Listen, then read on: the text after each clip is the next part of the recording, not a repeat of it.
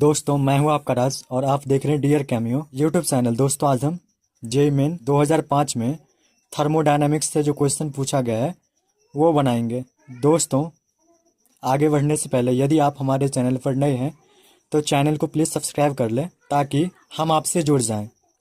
दोस्तों JEE main 2005 में thermodynamics से जो क्वेश्चन पूछा गया है वो है if the bond dissociation energy of XY X2 and Y2 are in ratio of 1:1:0.5 यानी XY X2 और Y2 की बॉन्ड डिसोसिएशन एनर्जी का रेशियो 1:1:0.5 दिया गया है एंड और delta HF for the formation of XY is -200 kilojoule पर मोल यानी XY की फॉर्मेशन इंथैल्पी -200 किलोजूल पर मोल दिया गया है। The bond dissociation energy of X2 will be X2 की बॉन्ड डिसोसिएशन एनर्जी क्या होगी यह हमें बताना है। क्वेश्चन के अकॉर्डिंग XY X2 और Y2 की बॉन्ड डिसोसिएशन एनर्जी का रेशियो 1:1:0.5 दिया गया है। हमने एक कॉमन फैक्टर x से इस रेशियो को मल्टीप्लाई किया तो जो नया रेशियो आएगी वो होगी x रेशियो 0.5x यानी बॉन्ड डिसोसिएशन एनर्जी XY की x X2 की x और Y2 की 0.5x होगी। चूँकि हाफ मोल X2 और हाफ मोल Y2 ये रिएक्ट करके 1 मोल XY की फॉर्मेशन करेगी यानी 1 मोल XY की फॉर्मेशन के लिए हाफ मोल X2 और हाफ मोल Y2 चाहिए।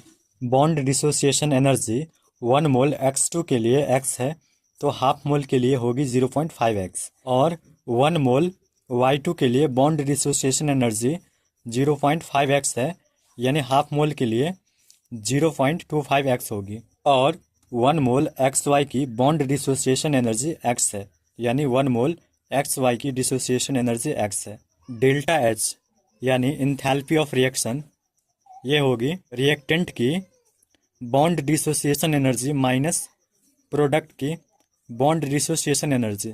और क्वेश्चन में हमें इंथैल्पी ऑफ फॉर्मेशन XY की -200 किलोजूल पर मोल दिया गया है यानी डेल्टा S -200 किलोजूल पर मोल दिया गया है। जब हम इन दोनों को जोड़ेंगे तो ये होगी 0.75x माइनस ये वाली x बराबर -200। जब हम 0.75x में से x को घटाएंगे तो ये होगी -0.25x इज इक्वल टू -200। यहाँ से x क्या होगी 200/0.25। जब हम इसको डिवाइड करेंगे तो यहाँ से x की वैल्यू आएगी 800 किलोजूल पर मोल यानी 800 किलोजूल पर मोल। ये x क्या है डिसोसिएशन एनर्जी है किसकी X2 की और XY की यानी X2 की बॉन्ड डिसोसिएशन एनर्जी 800 किलोजूल पर मोल आया है। इस X2 की बॉन्ड डिसोसिएशन एनर्जी 800 किलोजूल पर मोल होगी यानी करेक्ट आंसर C होगी।